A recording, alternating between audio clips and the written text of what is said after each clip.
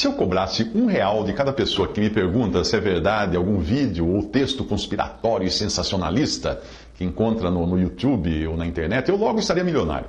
É impossível prever qual será a teoria conspiratória de amanhã que irá tirar o sono de quem faz parte da turma do Me Engana Que Eu Gosto. Eu já fiz parte dessa turma, porém antes da minha conversão, quando eu era espiritualista, era crédulo ao extremo. Nessa época eu fazia realmente parte da turma do Me Engana Que Eu Gosto. Só para você ter uma ideia, eu dormia debaixo de uma pirâmide de arame, construída na escala da pirâmide de Quéops, no Egito. E eu jurava que a minha lâmina de barbear ficava mais afiada depois de algumas horas absorvendo a energia da pirâmide. Provavelmente porque eu não tinha muita barba na época, então a lâmina funcionava de qualquer jeito. Se naquela época já existisse celular, eu teria jogado fora o carregador do meu. Não ia precisar, punha o celular lá e iria carregar debaixo da pirâmide.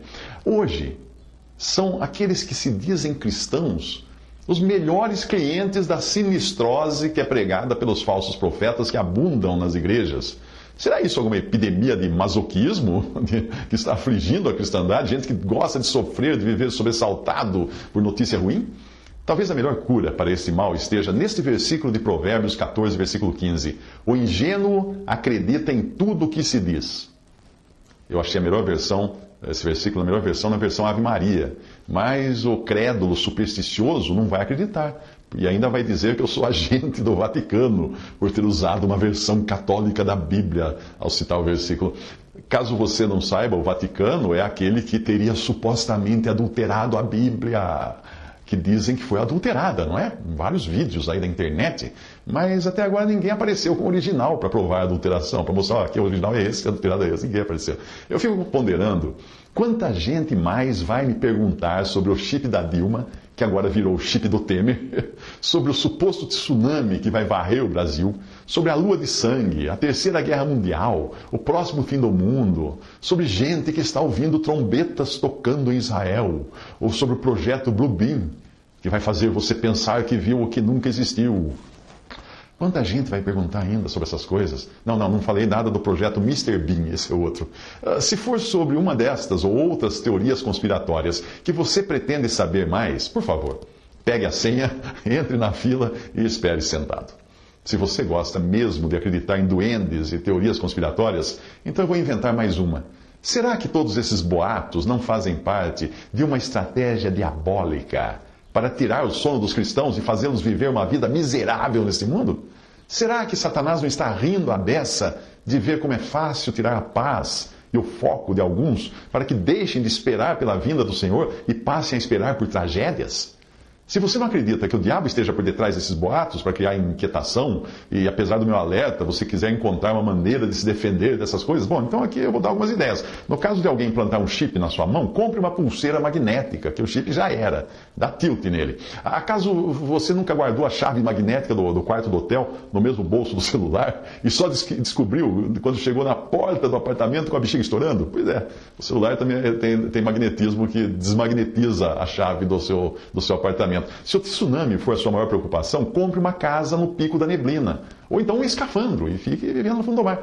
Para a lua de sangue e projeto Blue Beam, que supostamente iria servir também para as projeções holográficas no céu, a solução é uma cortina bem grossa e óculos bem escuros. Aí você está protegido dessas maldades, dessas tragédias. Satanás é ladino, e muitos não percebem que quando dão ouvidos a esses boatos, estão caindo como patinhos na estratégia dele, que é a de tirar dos cristãos o foco que deveria estar em Cristo e na sua vinda. Aí você vai dizer, mas a vinda de Cristo não será com sinais tragédias e com um tempo de grande tribulação? Sim, a vinda dele para julgar as nações e para estabelecer o seu reino será assim. Mas antes dessa hora, ele vem buscar a sua igreja. E para ela, ele prometeu, eu te guardarei da hora da provação que há de vir sobre o mundo inteiro para experimentar os que habitam sobre a terra. Isso está em Apocalipse capítulo 3, versículo 10. Mas mesmo que você não acredite que será nesta ordem, então vou lhe dar algo para pensar que não fará diferença se você for pré, meso ou pós-tribulacionista. Vou perguntar o seguinte para você. Você está esperando pela vinda de Cristo ou pelo Cristo da vinda? Essa é para pensar. Os falsos profetas que hoje vestem terno e gravata, trazem títulos eclesiásticos e teológicos e vociferam as suas falsas profecias de cima de seus púlpitos, nos intervalos dos apelos por mais ofertas, evidentemente. Bastaria você dar uma olhada em um deles e saber que se você fosse deles, dessa laia de pessoas, você também iria querer uma boa teoria conspiratória para manter a adrenalina do seu público no máximo. Gente dormindo nos cultos, nos bancos das igrejas, não enfia a mão no bolso. Então tem que fazer agitar esse pessoal com medo, com terrorismo psicológico. Quem cai nessa conversa não percebe que o outro evangelho, do qual o Espírito Santo alertou através de Paulo, pode tomar diferentes cores e sabores, mas sempre traz um elemento comum: inquietação.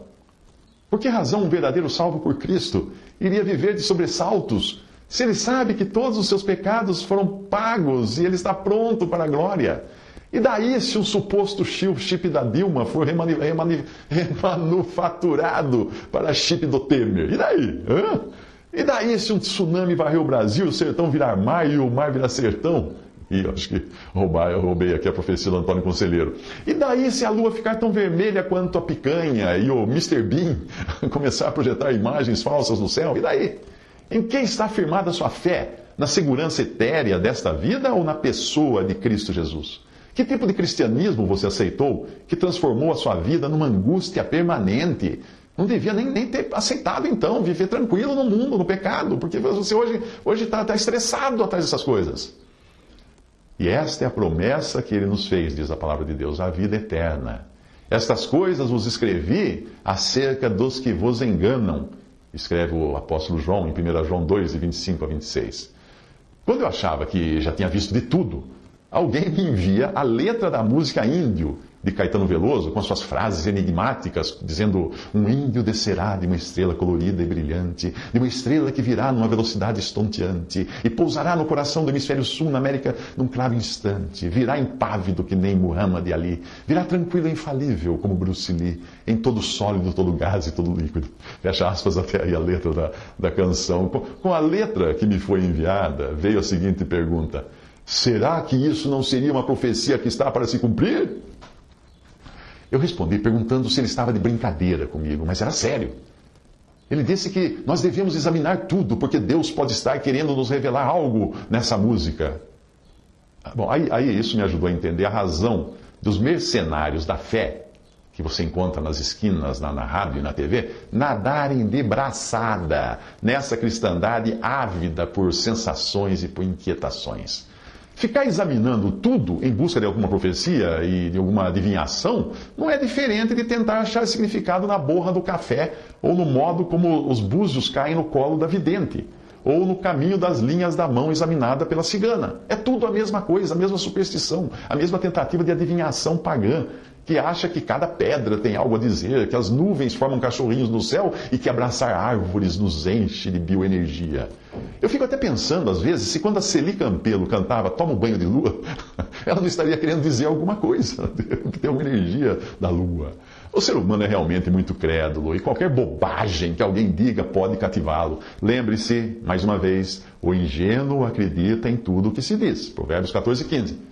Nesse caso, muitos que se denominam evangélicos não são diferentes dos católicos supersticiosos que enxergam Nossa Senhora na mancha de bolor na parede.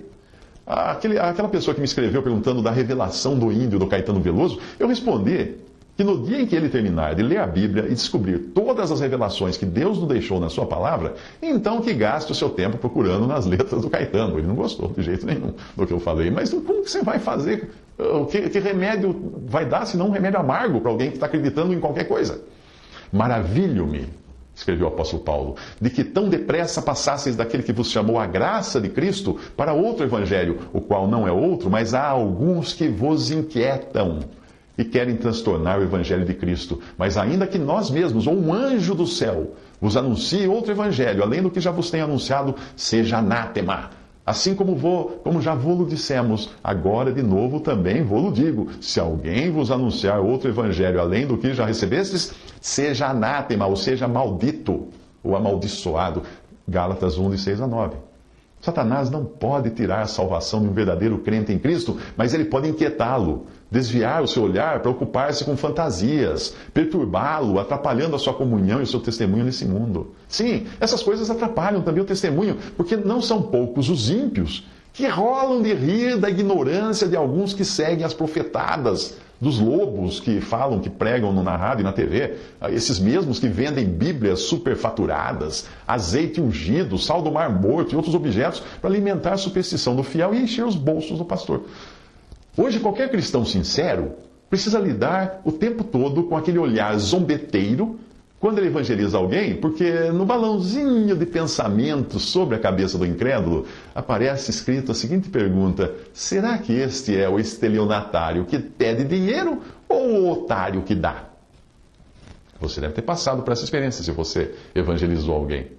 Se alguém ensina outra doutrina e não concorda com as sãs palavras de nosso Senhor Jesus Cristo e com o ensino segundo a piedade, é enfatuado, nada entende, mas tem mania por questões e contendas de palavras de que nascem invejas, provocações, difamações, suspeitas malignas, altercações sem fins por homens cuja mente é pervertida e privados da verdade, supondo que a piedade é fonte de lucro.